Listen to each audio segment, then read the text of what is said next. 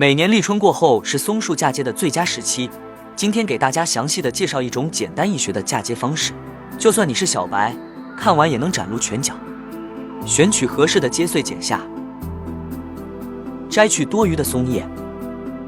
用膜把接穗包裹严实，不要用力过度伤到接穗苗。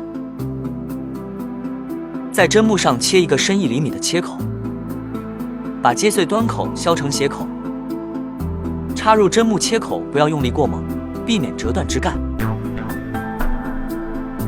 缠膜的时候一定要自下而上把膜拽紧。